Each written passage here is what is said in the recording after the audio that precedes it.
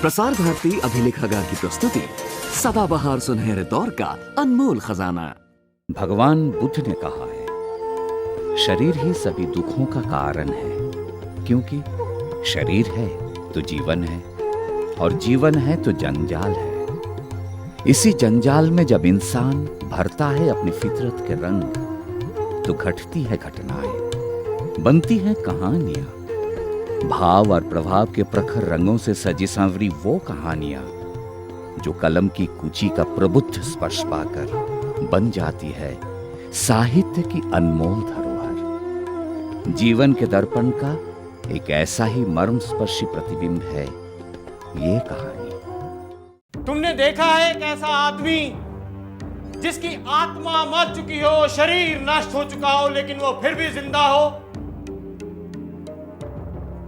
ये है वो आदमी, ये है वो आदमी जिसकी आत्मा नष्ट हो चुकी है, शरीर मर चुका है, लेकिन वो फिर भी जिंदा है, फिर भी जिंदा है। आप कैसी बातें कर रहे हैं? क्या हो गया आपको? सरोज, सरोज, मुझे सत्य असत्य का पता चल गया। असत्य का पता चल गया है? क्या है असत्य? जो आज तक हमारे बीच था सब असत्य था, सब झूठ था। मतलब हमारे बीच जो प्रेम था वो सब झूठ था, असत्य था? बिल्कुल झूठ, एकदम असत्य। यहाँ तक कि उजला के लिए हमारा प्रेम भी बिल्कुल झूठ था। जब हम जागते थे तो प्रेम, सुख, वात्सल्य इन सब की रिहर्सल मात्र करते थे। हे भगवान, आप ये कैसी बातें कर रहे हैं? मैं सच कह रहा हूँ, बिल्कुल सच कह रहा हूँ। ये तुम्हारा झूठा रोना, इतराकर मुझसे बातें करना, प्रेम जताना, इन सबसे मुझे बहुत घृणा होती थी। हम घर में रहकर भी बिल्कुल सड़क पर होते थे, जहां लोग झूठी मोहब्बत का स्वांग रचाते हैं। फिर आपका मुझे प्रेम करना, मुझे गुदगुदी करना, किचन के काम में मेरा हाथ बटाना सब झूठ था, मिथ्या था। हाँ, एकदम झूठ। और आपका मुझे जोर जोर से शेर सुनाना? बिल्कुल झूठ, बिल्कुल झूठ। फिर आप चाहते क्या है? मैं सत्य को खोजना चाहता हूं। मैं सुख चाहता हूं।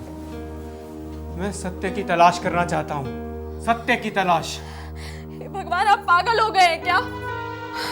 पापा पापा, मुझे कॉमिक्स बुक चाहिए।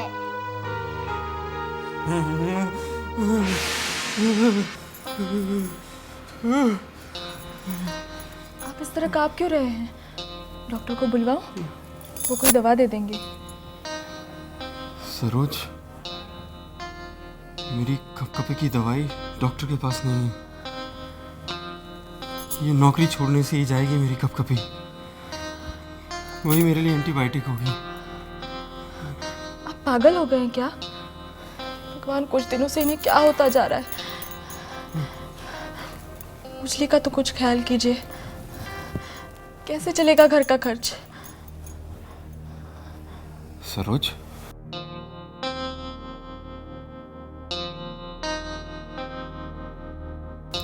मैं पागल नहीं हूं।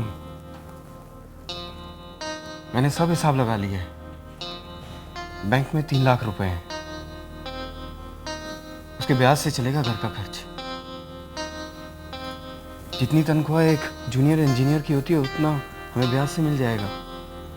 और बाकी इंक्रीमेंट और बोनस का सवाल, वो मैं थोड़ा अच्छा लेखन कर कमा लूंगा। भाड़ में जाए आपका ये इरादा। आपको उजली के सर की कसम है जो आपने नौकरी छोड़ी तो। सरोज, ये कसम दिलाने से घटनाएं घटित होना बंद थोड़ी हो जाएंगी। आप नौकरी क्यों छोड़ना चाहते हैं और उसके बाद क्या करेंगे? मैं नौकरी आत्मिक शांति के लिए छोड़ना चाहता हूँ। उसके बाद मैं कविताएं लिखूंगा। कुछ उच्च कोटि के निबंध लिखने का भी मेरा निर्णय है। तो आपका नौकरी छोड़ना नहीं रुकेगा। हमारे उजले की शादी कैसे होगी? पता है 5 लाख तो आज ही डॉक्टर इंजीनियर का रेट है। अरे उजली की शादी दहेज देकर थोड़ी होगी। वो प्रेम विवाह करेगी। मैं उसे प्रेम विवाह करने के लिए प्रोत्साहित करूंगा। आग लगे आपकी बुद्धि को। हे सर्वशक्तिमान, हमारी रक्षा करो।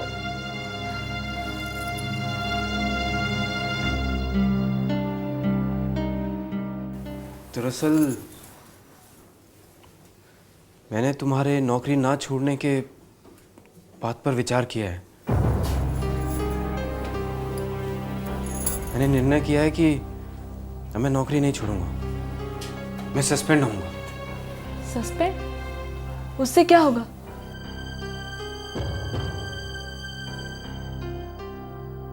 सस्पेंड होने से मुझे 2/3 वेतन मिलेगा और कुछ अच्छा लेखन कर मैं 1/3 वेतन से ज़्यादा कमा लूंगा। इस तरह 10 से 5 के चक्कर से भी छुटकारा मिल जाएगा। अब देखो मैं सस्पेंड होने के लिए क्या करता हूँ।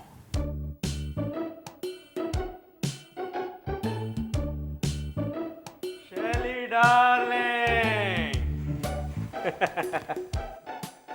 राधा, कैसी हो राधा? जी मैं ठीक हूँ। ठीक हो भाई, हाथ मिलाओ। कभी हमें भी लिफ्ट दिया करो।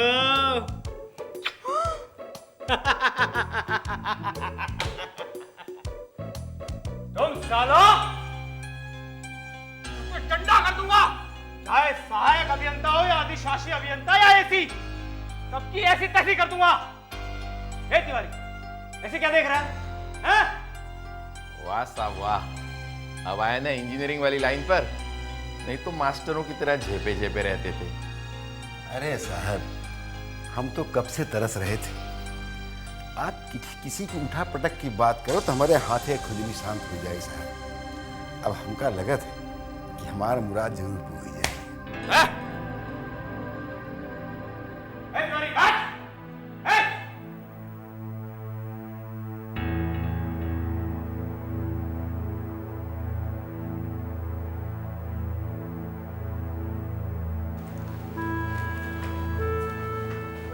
मैडम, हाँ साहब बुला रहे हैं, शायद कुछ काम होगा। शायद डिक्टेशन देना होगा। जी जी। लड़कियों को डिक्टेशन देंगे साले। अभी देखता हूं।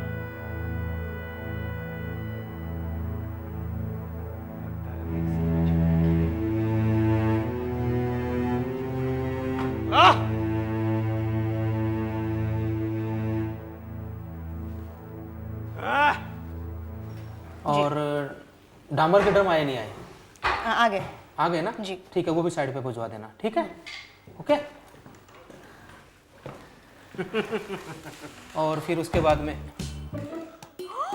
Oh my God, Pramod ji, ये क्या बदतमीजी है? क्या बदतमीजी है? आप होश में हैं प्रमोद जी? देखो बड़े साहब, ज्यादा जोश में मत आओ।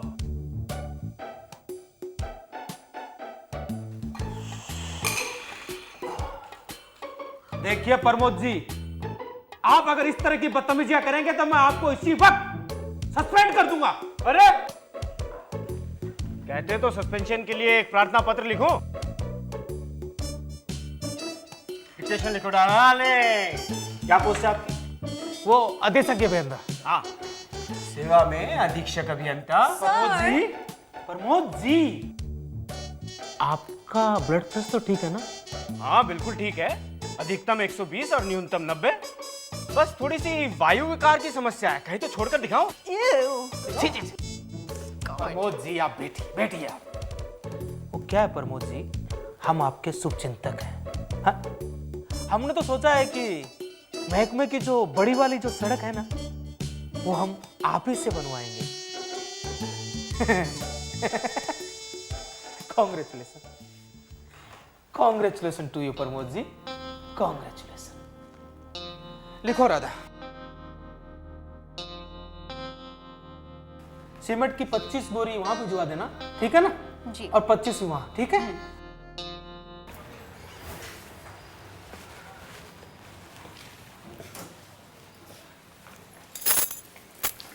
उजला दिखाई नहीं दे रही, कहाँ है? मैंने उसे जानबूझकर पार्क में खेलने के लिए भेज दिया है, क्यों? ताकि आप मुझे दिन भर के अनुभव सुना सके और नाश्ते के बाद। देखो, इस वक्त का मेरा अनुभव ये कह रहा है कि तुम्हारा ये प्रेम करने का तरीका मुझे बिल्कुल पसंद नहीं आया। तुम प्रेमिका की तरह बर्ताव कर रही हो। इतने साल पत्नी बनने के बाद तुम्हें कुंवारी प्रेमिका की तरह बर्ताव करना बिल्कुल शोभा नहीं दे रहा है। तुम बहुत भारी हो गई हो, कृपया उतर जाओ।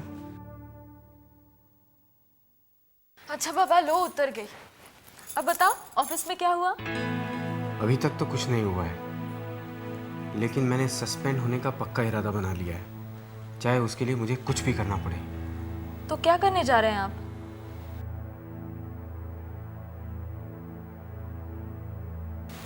देखती जाओ मैं क्या हंगामा करता हूँ।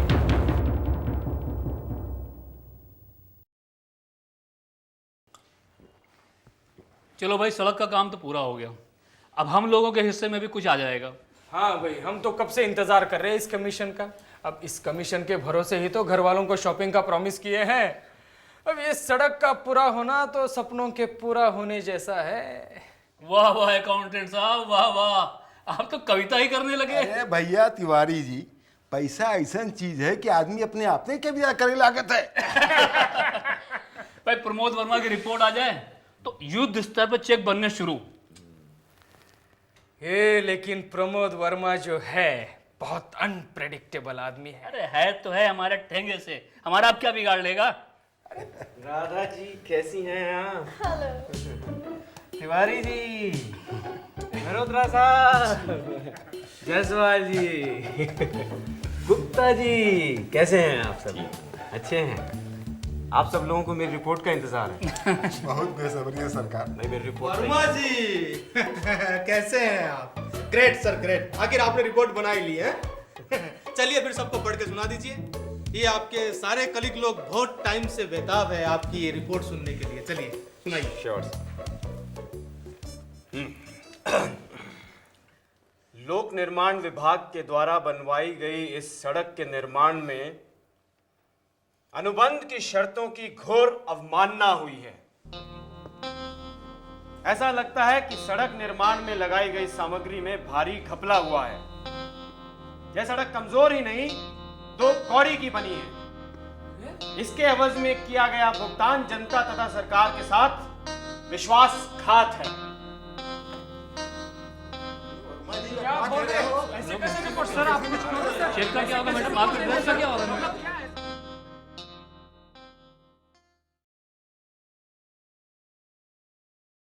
जानती हो मैं क्यों पी रहा हूं? क्योंकि मैं सस्पेंड हो गया हूं। ये अपने पैसों की है, घूस के पैसों की नहीं है। तो मैं भी घर बैठे 2/3 वेतन का आनंद लूंगा। आप सस्पेंड हो गए? भगवान जाने अब क्या होगा। अरे घबराने की कोई बात नहीं है। मैं कल अपने संपादक दोस्त से मिलूंगा, उसे कहूंगा मेरे साथ जो अन्याय हुआ है उसे अपने अखबार में छापे और मुझे नौकरी दे। मैं लोक निर्माण विभाग की चूल्हे हिलाकर रख दूंगा।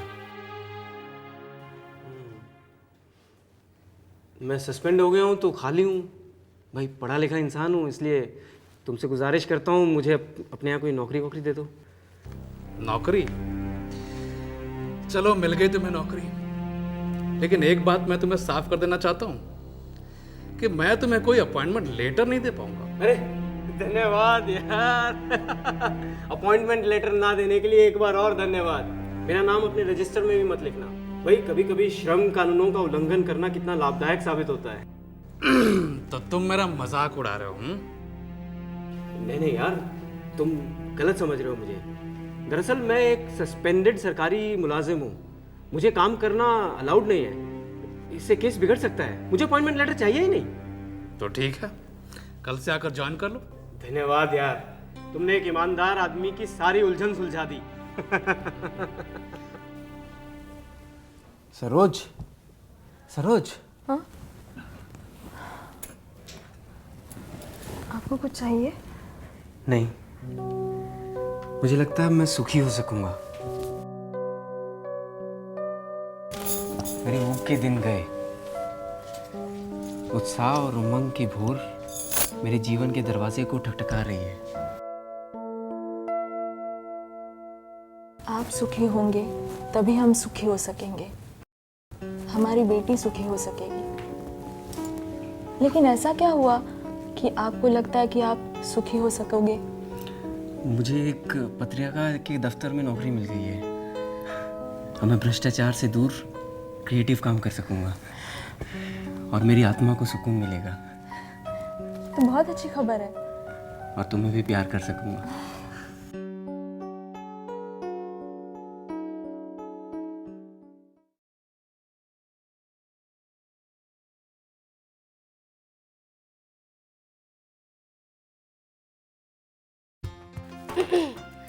सुनिए, मेरा नाम मधु है। मैंने आपकी पत्रिका के लिए एक लेख लिखा है। लड़कियों के लिए विवाह से पहले प्रेम करना घातक है। ये लीजिए। बैठिए। हाँ। तो क्या लड़कियों का विवाह के बाद प्रेम करना फायदेमंद साबित होता है? देखिए, आपका शीर्षक गलत है। आप बुरा ना माने तो मैं आपसे एक सवाल पूछ सकता हूँ? हाँ, पूछिए। क्या आपने कभी किसी से प्रेम किया है? नहीं। आप इतने गर्व के साथ इनकार कर रही हैं जैसे ये कोई घृणास्पद चीज हो। अगर आपने कभी किसी से प्रेम नहीं किया है तो आपको जरूर मुकेश के दर्द भरे गाने पसंद आते होंगे। लता भी आपको बहुत पसंद आती होंगी।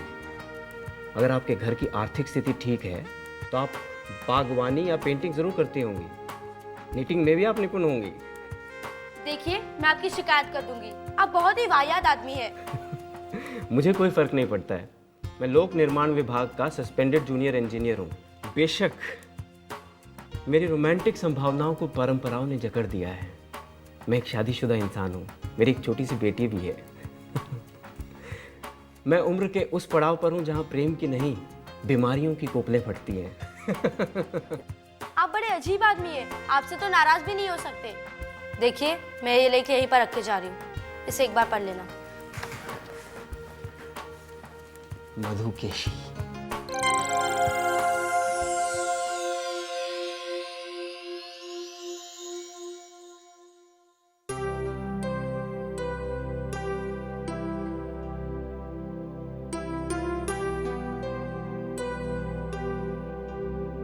मधुकेशी, आप मधुकेशी हैं। तो आप ये बात सिर उठाकर क्यों नहीं कह रहे? क्योंकि आप बहुत सुंदर हैं। मैं जितना आपको देखूंगा उतना और उतावला होता जाऊंगा। आप अगर मेरी घनिष्ठ होती तो मैं आपसे कहता कि मेरे सामने बुर्का पहनकर आया कीजिए। आप सचमुच बहुत सुंदर हैं। मुझे आपसे ऐसी उम्मीद नहीं थी। भविष्य में आपको मुझसे ऐसी उम्मीद रखनी चाहिए। मैं दृढ़ आत्मबल वाला व्यक्ति हुआ करता था, लेकिन यकीन मानिए मैं नैतिकता का पुजारी नहीं हूँ। लेकिन मुझे ये स्वीकार करने में कोई हर्ज नहीं है कि मुझे आपसे प्यार हो गया है। आप अग्नि के समान दिदीप्यमान हैं। जो भी आपको छुएगा जल जाएगा। आप हंस क्यों रहे हैं? बस ऐसे ही। लाइए, मैं आपका हाथ देखकर बताती हूँ आप क्यों हंस रहे हैं।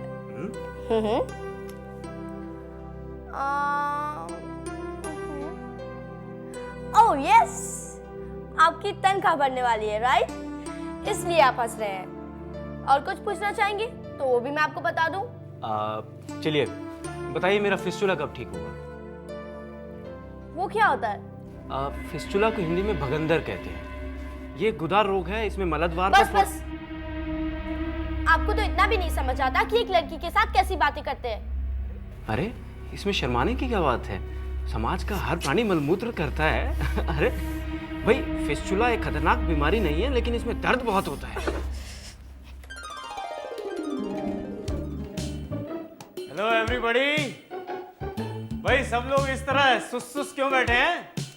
बस सर लंच के बाद थोड़ा सुस्ता रहे हैं। इस तरह खाली बैठे रहोगे तो और सुस्ती छा जाएगी। थोड़ा हंस खेल लो। अरे भाई गंगाराम, सबको मेरी तरफ से चाय पिलाई जाए। क्या बात है सर, बड़ा हाथ लगा क्या? क्या वर्मा जी, बड़ी चाय पिलाई जा रही है? और मुझे फिस्चुला हो गया है। दरअसल मैं उस कुर्सी पर ज्यादा समय तक बैठा रहा ना, इस वजह से मुझे फिस्चुला हो गया। फिस्चुला? ये फिस्चुला क्या है? हिंदी में इसे भगंदर कहते हैं, गुदा रोग। गुदा रोग? क्या बात है भाई वर्मा जी, आपने तो आते ही पूरी ऑफिस को हंसा डाला है। बाय द वे, कैसे हैं आप? जी बिल्कुल फर्स्ट क्लास सर। दरअसल मुझे फिस्चुला हो गया है, गुदा रोग। यारो मुझे फिस्टुला हुआ, मुझे फिस्टुला हुआ, फिस्टुला हुआ, मुझे फिस्टुला हुआ, यारो मुझे फिस्टुला हुआ। आपको फिस्टुला हुआ है, इसमें इतना खुश होने की क्या बात है? अरे सरोज, ये फिस्टुला ही तो है जिसकी वजह से लोक निर्माण विभाग के कर्मचारियों के लुटे पिटे चेहरों पर खुशी आ गई। फिस्टुला बड़ी मनोरंजक बीमारी है, जिसे भी मैं इसके बारे में बताता हूँ वो खुश हो जाता है, और उनकी खुशी देखकर मैं भी खुश हो जाता हूँ। हे भगवान, न जाने इन्हें क्या हो गया। आप यहाँ बैठिए, मुझे बताइए आपके दिल में क्या है? आपकी तबीयत ज्यादा खराब हो तो मैं किसी डॉक्टर को बुलवाऊं? सरोज, तबीयत से ज्यादा मेरा मन खराब है। मुझे समझ में नहीं आ रहा, काफी दिनों से मेरा किसी भी चीज में मन नहीं लगता। मैं कुछ चाहता हूं, लेकिन क्या चाहता हूं इसका मुझे पता नहीं चलता। मैं बहुत परेशान हूं, मेरी आत्मा मुझे कचोटती रहती है। मैं बहुत परेशान हूं, मैं बहुत दुखी हूं। मेरी मानो तो किसी बड़े बुजुर्ग से पूछो। हाँ, ये तुमने बिल्कुल सही राय दी। अब कैसा महसूस कर रहे हो आप? सरोज, मैंने उस बुढ़िया के कहने पर दुख को हर जगह तलाश करने की कोशिश की। मैं गरीबों की बस्ती में गया, अस्पताल, वृद्धाश्रम, सब जगह गया, लेकिन कहीं दुखी नहीं हो पाया। अब मुझे कुछ भी अच्छा नहीं लग रहा है।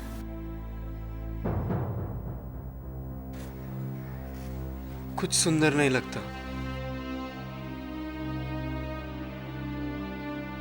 सब ठीक हो जाएगा। नहीं सरोज, अब कुछ ठीक नहीं हो सकता। मेरा सुखी होना यानी दुखी होना अब नामुमकिन है, क्योंकि मेरी आत्मा कहीं खो गई है। पहले मैं उसे कहीं निकाल कर रख दिया करता था, इसी में वो कहीं गुम हो गई है। लोक निर्माण विभाग के दफ्तर में, किसी सड़क पर या किसी यात्रा में मैंने उसे निकाल कर रखा और वो गुम हो गई। अब मेरी आत्मा मुझे कभी नहीं मिलेगी। मैं कभी सुखी नहीं हो सकता। मेरी आंखों के सामने अंधेरा छा रहा है। मेरे फिस्टुला में दर्द हो रहा है। मुझे मतली आ रही है। मैं आपके लिए दवा लाती हूँ। नहीं सरोज, मेरी बीमारी की दवा किसी बाजार में नहीं मिलती। किसी बाजार में नहीं मिलती मेरी बीमारी की दवा।